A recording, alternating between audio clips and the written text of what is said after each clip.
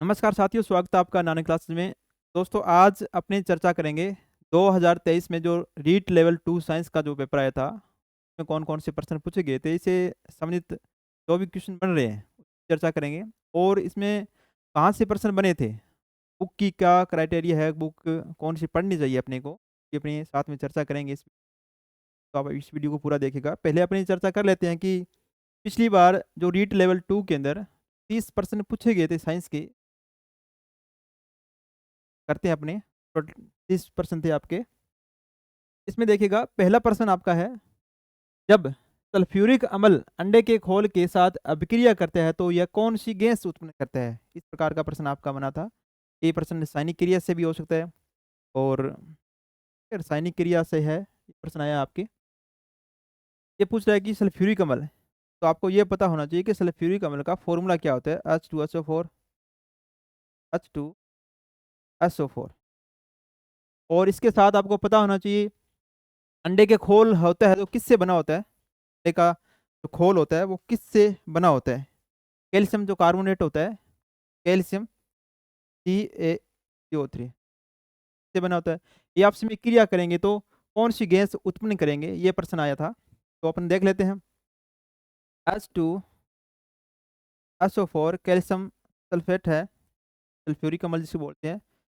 CaCO3 calcium carbonate से क्रिया करेंगे तो क्या बनाएंगे, ये बन जाता है CaSO4 प्लस में CO2 गैस का निर्माण करते हैं, प्लस में जल के अणुओं को। तो गैस पूछ रहा है तो कौन सी गैस बनेगी यहाँ पर, CO2 यानी कि कार्बन डाइऑक्साइड गैस का निर्माण होगा। तो इसका आंसर हो गया आपका कार्बन डाइऑक्साइड। ठीक है। जो पिछली बार प्रश्न आए थे, कुछ आसान भी क्वेश्चन थे, कुछ हार्ड भी प्रश्न थे, इस प्रकार आया था। टोटल जो प्रश्न थे आपके फिजिक्स, केमिस्ट्री और बायोलॉजी के 10-10 प्रश्न आए थे। कि यही क्रम रहता है, जो आपके टॉपिक दे रखे हैं उनके बायोलॉजी की 20 और केमिस्ट्री के 20 है, सॉरी 10-10 है, और फिजिक्स के भी 10 है। इस प्रकार प्रश्न। नेक्स्ट है, एल्कोहलियन किण्वन जो यीस्ट में मिलती है, निम्नलिखित अभिक्रिया होती है। पायरुविक अम्ल है, से एस्टिहाइड्राइड बनता है, और के बाद में एथिल हेलिकोल बनता है। यहाँ पर एंजाइम देखो, ए एंजाइम है और यहाँ पर एंजाइम भी है।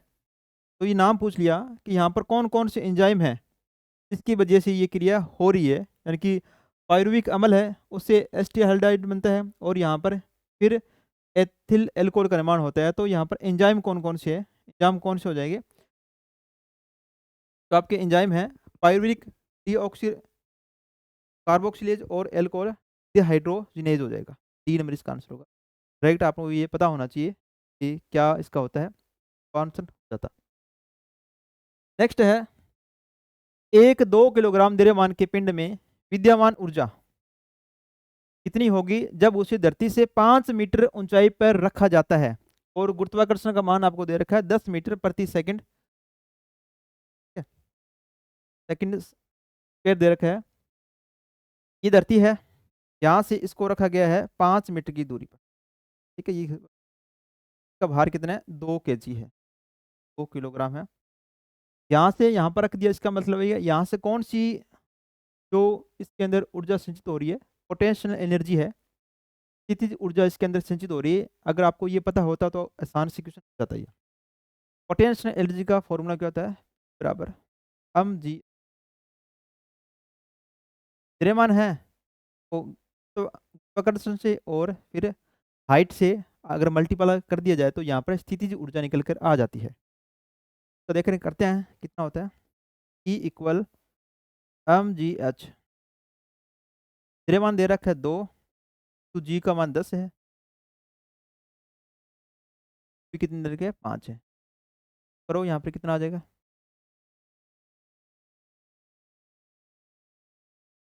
5×10 आ जाएगा, आंसर हो जाएगा ओ जूल ऊर्जा। ठीक है, इस प्रकार ये करना है। नेक्स्ट है, निम्न में से जीवाणु जनित रोग के उदाहरण देखिए। ये किस बन गया, आपने रोगों से संबंधित बन गया। क्वेश्चन जो आएगा रोगों से संबंधित, या तो पूछ लेगा जीवाणु जनित से रोग, सांगू से, प्रोटोजोआ से कौन से हैं, या पूछ लेगा इनके रोग के उपचार के लिए, ठीक है, इस प्रकार के उपचार कौन से, किस, जैसे एड्स के रोग के उपचार के लिए कौन सा परीक्षण किया जाता है, टाइफाइड के लिए कौन सा परीक्षण किया जाता है, इस प्रकार के प्रश्न बनते हैं। या किसकी कमी से होते हैं, दूसरे जल से होने वाला रोग है, वायु से होने वाले रोग है, ठीक है, इस प्रकार के प्रश्न। निम्न में से जीवाणु जनित रोग के उदाहरण को चुनिए। कुष्ठ रोग है, ये जीवाणु से होते हैं। क्षय रोग, ये टीबी बोलती हैं, ये भी जीवाणु से होते हैं। डिप्थीरिया है, ये भी जीवाणु से है। और टिटनेस रोग है, ये भी जीवाणु से रोग है। टिटनेस रोग भी जीवाणु से रोग है। तो सारे सारे कितने क्या हो गए, जीवाणु जनित रोग है, जीवाणु जनित रोग। इस प्रकार इसका आंसर क्या हो जाएगा, सभी हो जाएंगे। 1 2 3 4, इसका आंसर हो जाएगा सभी, ठीक है। क्षय रोग, टीबी, टीबी के लिए दुआ होती है डोट्स, याद रखना, ये भी प्रश्न आया हुआ है। डोट्स, डोट्स से दुआ दी जाती है टीबी के रोगियों की, ठीक है। डिप्थीरिया है, श्वास संबंधी रोग है। टिटनेस रोग है, जब इस प्रकार के जंगी लोहे से लग जाती है, ठीक है, तो टिटनेस का टीका लगाया जाता है।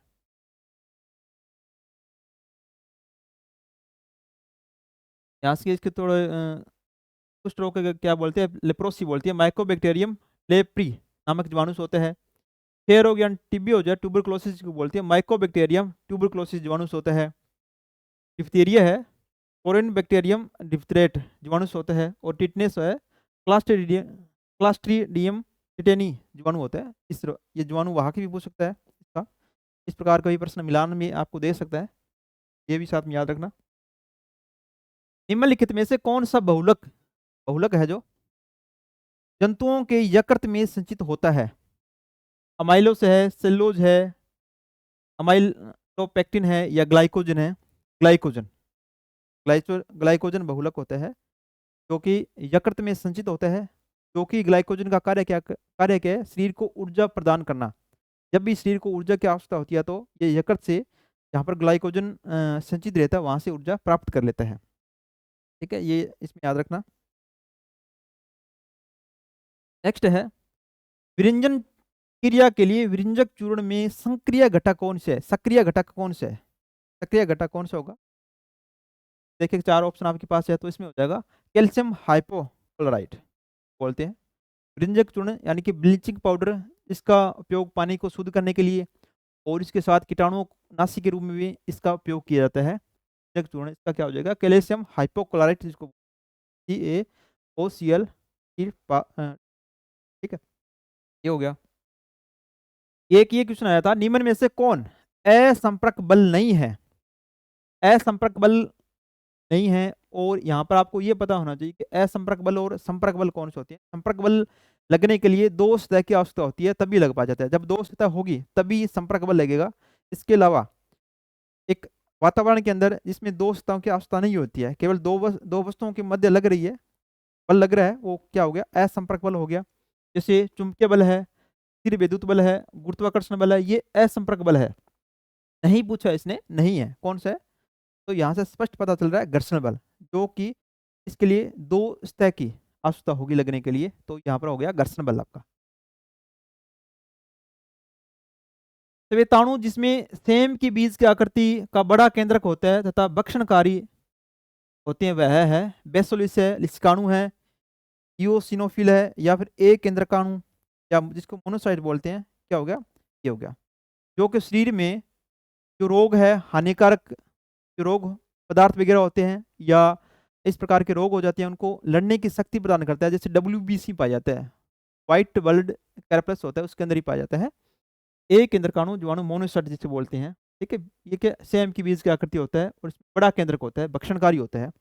एक केंद्रकाणु मोनोसाइट जिसको, ठीक है, इसका हो जाएगा मोनोसाइट हो जाएगा। नेक्स्ट है, जब दाब बढ़ाया जाता है तो बर्फ का गलनांक क्या हो जाता है? जब दाब बढ़ाएंगे तो गलनांक पर क्या प्रभाव पड़ेगा?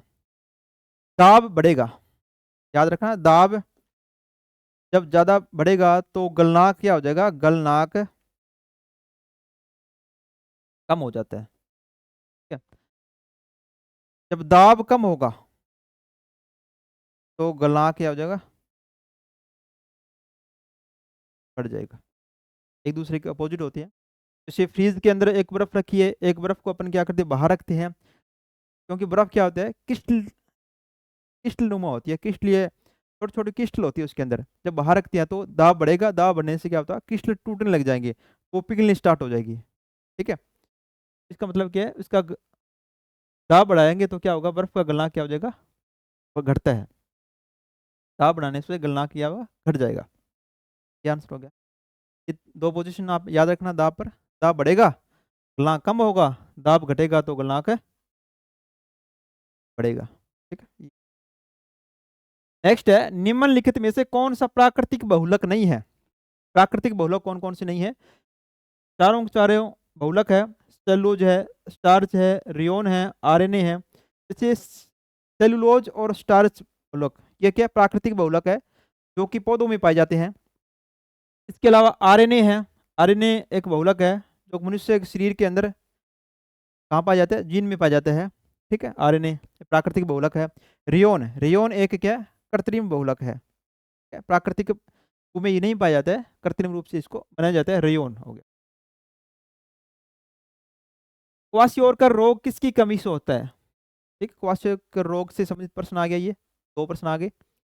प्रोटीन है, आयोडीन है, लोहा, आयरन या विटामिन की कमी से होता है। ये प्रोटीन की कमी से होने वाला रोग है, जिससे शरीर क्या होता है एकदम कमजोर हो जाता है, सूखना पड़ जाता है, प्रोटीन की कमी हो जाती है। तो क्वाशियोरकर रोग है, प्रोटीन की कमी से रोग होता है। नेक्स्ट है निम्न में से सर्वाधिक संख्या में उपस्थित परमाणु है। परमाणु की संख्या सर्वाधिक किसमें है, इसमें आपको करके देखना पड़ेगा। पहले तो आपको ये पता होना चाहिए परमाणु संख्या। तो परमाणु संख्या है, परमाणु संख्या कैसे निकालते हैं। परमाणु संख्या का नाम आपका क्या होना चाहिए, मोल, मोलों की संख्या ये होनी चाहिए आपके पास। टू अवागाद्रो संख्या,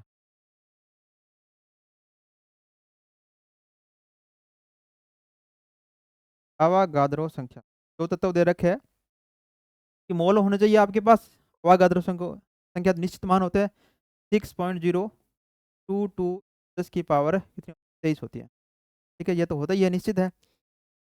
मोलों की संख्या जिस तत्व की आपको पता है तो यहाँ से परमाणु संख्या निकल के आ जाएगी। अब देखो मोलों की संख्या क्या होती है, मोल संख्या कैसे निकालते हैं। मोल संख्या तो निकालने के लिए आपके पास क्या होना चाहिए, उस तत्व का द्रव्यमान बटा में का क्या सापेक्ष द्रव्यमान, सापेक्ष द्रव्यमान। सापेक्ष द्रव्यमान क्या होता है, जैसे हीलियम है, हीलियम का सापेक्ष द्रव्यमान कितना होता है, ये कितने नंबर पर आता है, 2 नंबर पर आता है। हाइड्रोजन हीलियम तो सापेक्ष द्रव्यमान कितना हो गया, 4 होता है इसका। ठीक है, द्रव्यमान, द्रव्यमान वो कौन सा हो जाएगा जो दिया हुआ है अपने को, जैसे 4 ग्राम, 40 ग्राम, 40 ग्राम और 12 ग्राम दे रखे हैं। ठीक है, इसके आधार पर अपन करेंगे। ये देखो पहले अपने करेंगे 4 ग्राम हीलियम, 4 ग्राम हीलियम। ठीक है, हीलियम का द्रव्यमान कितना हो जाएगा, 4 हो जाएगा। यहां से अपन निकालेंगे मोल, मोल कितना हो जाएगा 4/4 का कितना होगा, 1 मोल हो गया। और परमाणु संख्या कितनी हो जाएगी इसकी, परमाणु संख्या की हो जाएगी, परमाणु संख्या मोल कितना है, 1 है, 1 × अवागाद्रो संख्या 6.02 10 की पावर 23 से करेंगे तो कितना आ जाएगा, इतना ही आ जाएगा, 6.10 की पावर ये आ जाएगा आपका 23 आ जाएगा। ठीक है, ये हो जाए 1 नंबर हो गया। सेकंड था आपका 46 ग्राम सोडियम का, 46 ग्राम सोडियम, सोडियम का द्रव्यमान कितना होता है टोटल, सोडियम आता है 11 पर, टोटल इसका द्रव्यमान हो जाएगा 23 ग्राम। ठीक है, का द्रव्यमान कितना होगा, 23 ग्राम होता है। तो मोलों की संख्या, मोल इसके कितने आ जाएंगे दोस्तों, ये मोल आ जाएंगे टोटल द्रव्यमान बटा सापेक्ष द्रव्यमान 23 है, से आगे 2 मोल। तो यहाँ से परमाणु संख्या, परमाणु संख्या क्या हो जाएगी, 2 इंटू 6.022 इंटू 10⁻23 होगी। तो कितना हो जाएगा? 6 दूनी 12.022 इंटू 10⁻23 होगी। ठीक है। 3 नंबर अपने पास था 0.40 ग्राम था कैल्शियम। कैल्शियम का सापेक्ष द्रव्यमान कितना होता है?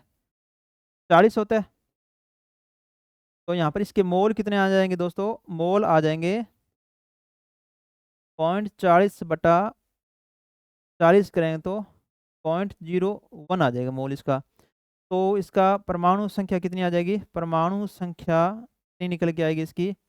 परमाणु संख्या आएगी 0.01 से तो मल्टीप्लाई कर दो यहाँ से 6.0 और तो मल्टीप्लाई किस प्रकार करोगे? यहाँ से हटा दो 2 जीरो, इसको हटाते हैं तो नीचे 100 आ जाएगा। 2 से 2 जीरो यहाँ से कट जाए तो यहाँ पे पावर 21 बचेगी। तो कितना कितना आ जाएगा? 6 की पावर 21 होगी। 10 की पावर कितनी हो जाएगी? 21 होगी। ठीक है। अब एक रह रहा है, यहाँ पर लिख देता हूँ मैं। कौन सा? हीलियम का 12 ग्राम हीलियम रह रहा है। 12 ग्राम हीलियम। हीलियम का द्रव्यमान कितना होता है? 4 होता है। मोल कितने आ जाएंगे इसके? के मोल आ जाएंगे आपके 12/4। 3 मोल आ गए तो परमाणु संख्या कितनी हो जाएगी इसकी? परमाणु संख्या में लिख रहा हूँ सीधा 3 × 6.022 10⁻23 हो गया। आगे 6 तिया 18 × 6 तिया 18 ये आ गया 0.0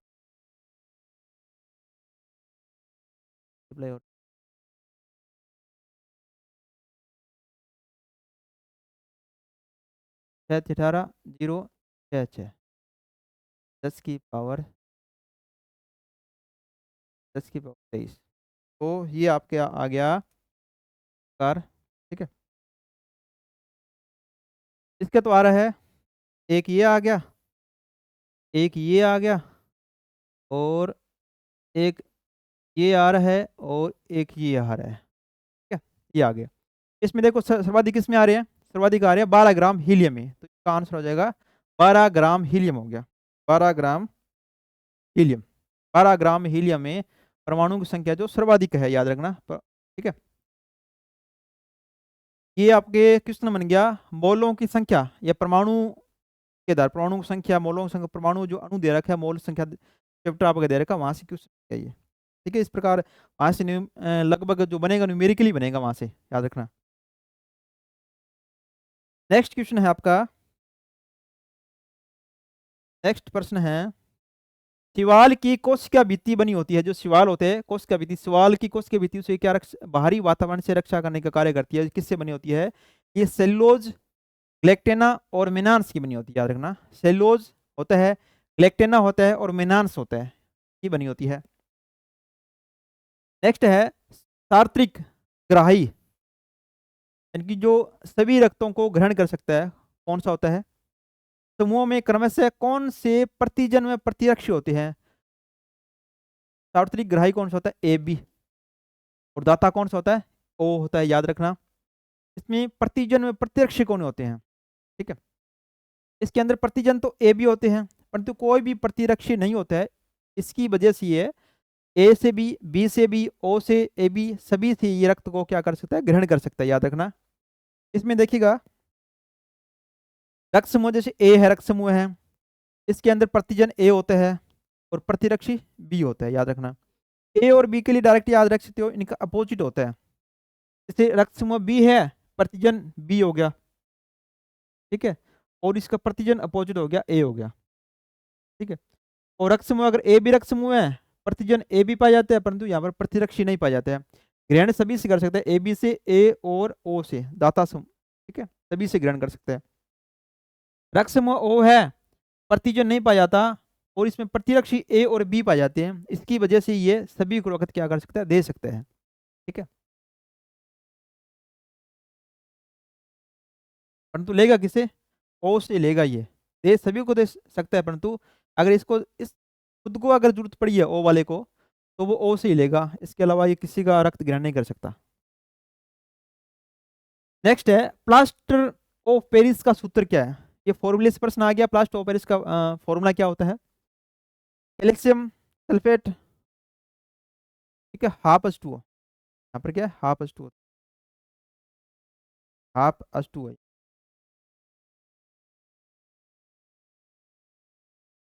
हाफ H2O या फिर 1/4 है, यहाँ पर 2H2 है। ठीक है, इसका क्या होता है? कैल्शियम सल्फेट हेमीहाइड्रेट होता है CSO4, हाफ H2 होता है प्लास्टर ऑफ पेरिस का। एक फॉर्मूला होता है CSO4 2H2 होता है। ये किसका होता है? जिप्सम का सूत्र होता है, जिप्सम का। ठीक है, हाफ H2 कितना होता है? प्लास्टर ऑफ पेरिस का उपयोग। तो इसका उपयोग कहाँ किया जाता है? जब लग जाती है तो प्लास्टर करने के लिए किया जाता है, या फिर कई प्रकार के खिलौने बनाने के लिए भी इसका उपयोग किया जाता है। प्लास्टर ऑफ पेरिस का याद रखना। डायरेक्ट आपको अगर सूत्र पता रहा था तो क्वेश्चन क्या आसानी से हो जाता। CSO4 हाफ H2 होता है। प्लास्टर ऑफ पेरिस का रासायनिक सूत्र क्या होता है? CH4 half H2O। तो क्या बोलते हैं? कैल्शियम सल्फ हेमिडाइट बोलते हैं, तथा जिप्सम को कैल्शियम सल्फेट हाइड्रोट में संदर्भित किया जाता है। प्लास्टर ऑफ पेरिस का उपयोग क्या होता है? डॉक्टर टूटी हुई हड्डियों को जोड़ने में इसका इस्तेमाल करता है। खिलौने बनाने में इसका उपयोग किया जाता है। यह दो पदार्थों के बीच रासायनिक प्रतिक्रिया का एक उदाहरण है। ठीक है, कैल्शियम और सल्फेट और हाइड्रोजन जल का, ठीक है, इस पर क्रिया करते हैं। नेक्स्ट है उष्मागति का शून्य नियम संबंधित है। उष्मागति का जो शून्य नियम है किससे है? ये तापमान से है। किससे संबंधित है? तापमान से। याद रखना, डायरेक्ट इसमें तापमान से संबंधित है ये। शून्य नियम क्या होता है इसका? जैसे A और B निकाय है, एक तीसरे निकाय C से संबंधित है, यानी कि ये ताप संतुलन में है। ताप संतुलन के साथ अगर बना रहा है, ताप संतुलन A और B अलग अलग एक तीसरे निकाय C से ताप संतुलन बना रहे हैं, तो A और B भी, A और B भी क्या हो गए? ये ताप संतुलन में हो गए, ताप संतुलन में होंगे। ताप संतुलन का मतलब क्या हो गया? ए और सी का टेम्परेचर एक समान है, बी और सी का टेम्परेचर एक समान है, तो ए और बी का भी टेम्परेचर कितना होगा? एक समान होगा। ये क्या होता है? ताप संतुलन होता है। ठीक है, तो शून्य नियम जो होता है तापमान से संबंधित होता है, उष्मागति का शून्य नियम। नेक्स्ट है यूकैरियोटिक व प्रोकैरियोटिक कोशिकाओं में पाया जाने वाला झिल्ली रहित अंग कौन सा है, जिसमें झिल्ली नहीं पाई जाती है? उसमें से कौन सा हो जाएगा? राइबोसोम होता है। राइबोसोम जो सभी जीवों में पाया जाता है। इसका जो मुख्य जो कार्य क्या होता है? प्रोटीन का संश्लेषण करना, प्रोटीन का निर्माण करता है राइबोसोम। इसमें झिल्ली नहीं पाई जाती, याद रखना। नील आर्मस्ट्रांग पहली बार चांद पर उतरे थे, तो कब उतरे थे? 1969 में। कब? 20 जुलाई 1969 में, 20 जुलाई को, 20 जुलाई 1969 को ये गए थे अपोलो 11 से। अपोलो 11 से अंतरिक्ष में गए थे। ठीक है, प्रथम अंतरिक्ष में जाने वाले नील आर्मस्ट्रांग। ठीक है, चांद पर गए थे। चांद पर जाने वाले कौन से प्रथम? नील आर्मस्ट्रांग, जिसने अपना पैर वहां पर रखा। नेक्स्ट है जिंक के सोडियम हाइड्रोक्साइड से अभिक्रिया करने पर क्या बनता है? जब जिंक है सोडियम हाइड्रोक्साइड क्रिया करेगा तो क्या बनेगा? Zn+ क्या होता है? Sodium hydroxide, NaOH। इसकी क्रिया करवा दीजिए तो क्या बन जाता है? Na2ZnO, सोडियम जिंकेट, और प्लस में क्या बनेगा? क्या निकलेगी? हाइड्रोजन गैस निकली। यहाँ पर दो अनियोज का इस्तेमाल किया जाता है। Na2 बन गया, यहाँ से Na2 निकल गया। Zn है, यहाँ से देखो OH, 2H है, OH यहाँ पर कितनी है? 2 है। यहाँ से क्या बन गया? ऑक्सीजन, O2 बन गया, CO2 है, और यहाँ से हाइड्रोजन गैस निकल गई H2। तो सोडियम जिंकेट और हाइड्रोजन। ठीक है, सोडियम जिंकेट और हाइड्रोजन बनती है। सोडियम जिंकेट और हाइड्रोजन किसमें है, ये हो गया। ठीक है, क्वेश्चन काफी क्वेश्चन ठीक भी है और काफी क्वेश्चन जो क्रिया पर आए थे, रासायनिक अभिक्रिया से रिलेटेड समीकरण बनाते हैं, इस प्रकार के प्रश्न है, यानी कि एक मिला जुला रूप था यहाँ पर, कि जिसकी अच्छी तैयारी थी वो इन क्वेश्चन को अच्छी तरह से अटेम्प्ट कर पाया। यानी कि लगभग क्वेश्चन जो है आपके क्लास 6 से लेकर 10th की क्लास में से ही बुक्स पे हैं, क्वेश्चन बने हैं। उनमें क्वेश्चन बनाने की थोड़ी सी आपको होनी चाहिए कि किस प्रकार का प्रश्न बन सकता है। कई प्रश्न तो डायरेक्ट प्रश्न थे, जैसे फॉर्मूले पर बेस्ड वगैरह है, डायरेक्ट आपको आती तो आप आसानी से इसको कर पाते। ठीक है, बायोलॉजी के क्वेश्चन थोड़े थे, ये अंदरूनी क्वेश्चन थे, इनमें थोड़ा सा अच्छा तैयारी होनी चाहिए। नेक्स्ट है, पृथ्वी की सतह से लगभग इस ऊंचाई पर एक भू-स्थिर उपग्रह को स्थापित किया जाता है। ये डायरेक्ट जिसको बताता हो जाता 36,000 किलोमीटर। 36,000 किलोमीटर की दूरी पर, यानी कि जो पृथ्वी की सतह से लगभग भू स्थिर उपग्रह अपने घूमते हैं, वो 36,000 किलोमीटर की सतह पर होती है सारे के सारे। नेक्स्ट है, एक कार वर्ताकार गति कर रही है। एक कार है तो वर्ताकार गति कर रही है। ठीक है, उसका कोणीय वेग कितना है, कोणीय वेग है 2 पाई रेडियन प्रति सेकंड है। रेडियन प्रति सेकंड है, तो उसका आवर्तकाल क्या होगा। आवर्तकाल का फॉर्मूला जिसको पता था वो कुछ आसानी से कर दिया उसने।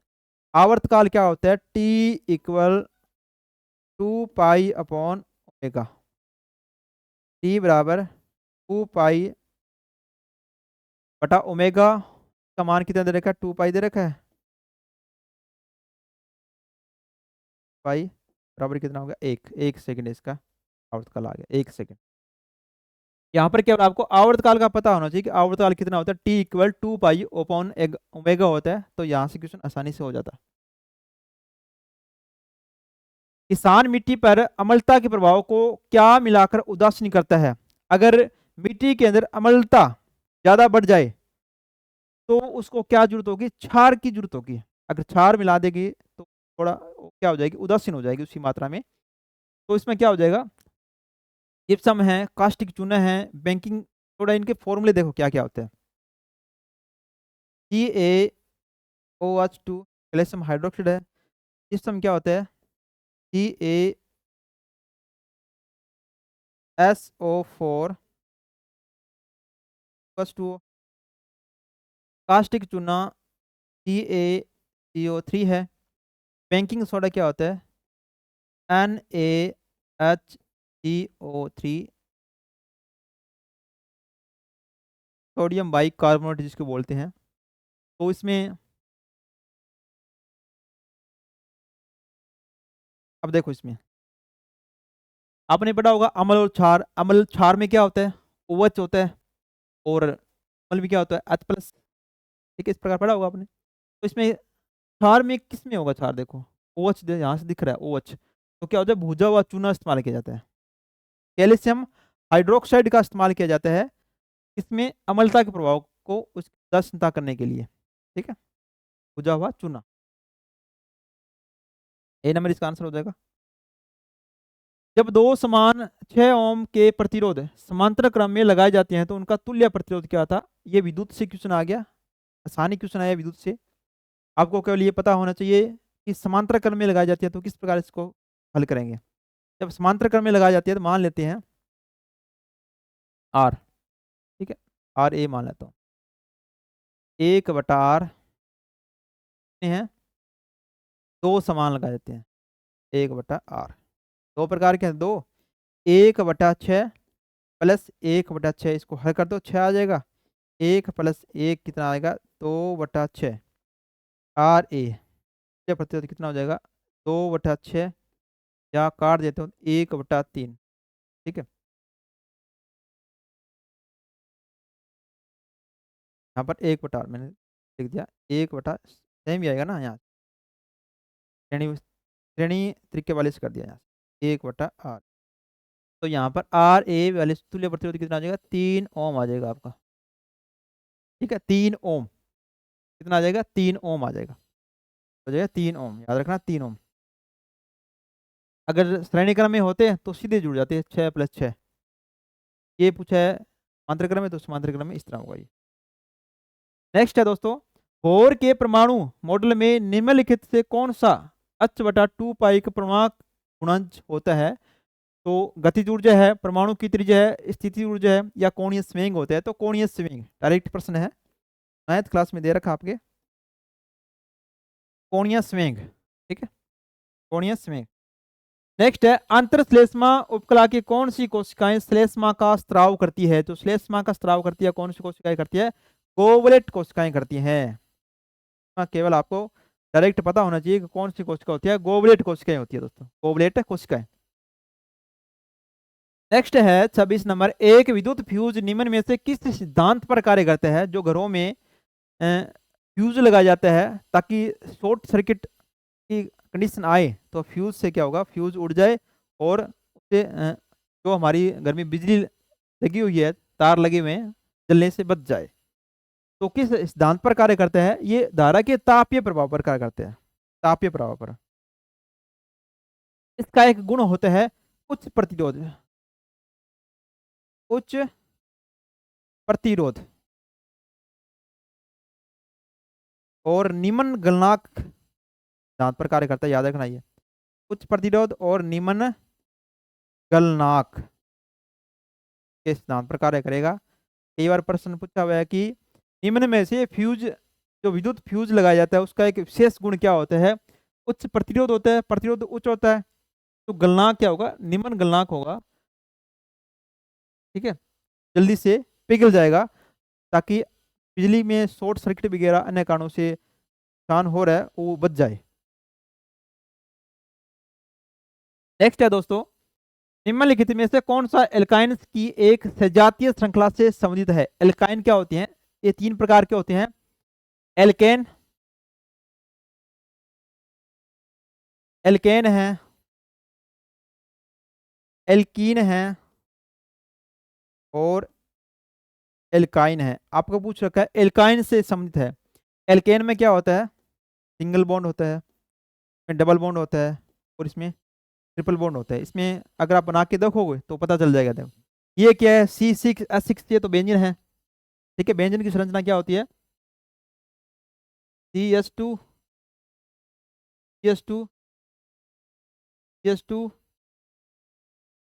ठीक है, इस प्रकार आपस में ये जुड़े होते हैं, CH2। ये बेंजीन की संरचना होगी। C2H4 की संरचना किस प्रकार बनेगी?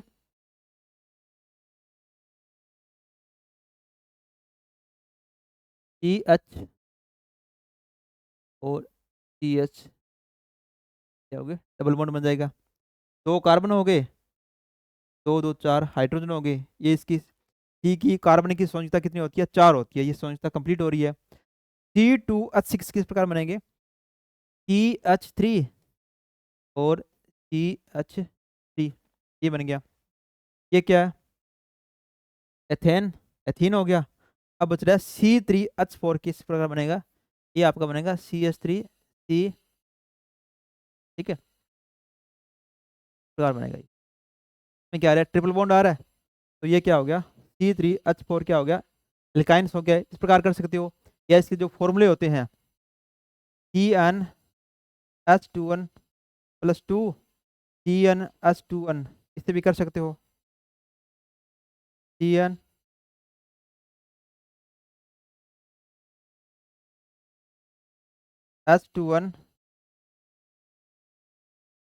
-2। एल्काइन का पूछ रखा है, इस फॉर्मूले में कौन सा सेट हो रहा है? C3 है, यहाँ पर करके देख लो। C3 करोगे तो कितना आ जाएगा? H2n है इंटू 3 -2, C3H4 आ रहा है, तो हो गया CH4। अल्काइन वाले फॉर्मूले में आप कार्बन की जगह 3 दे रखा है, यानी की जगह मतलब 3 रखना है आपको। इससे रख हल करोगे तो आ जाएगा आपका ये। ठीक है,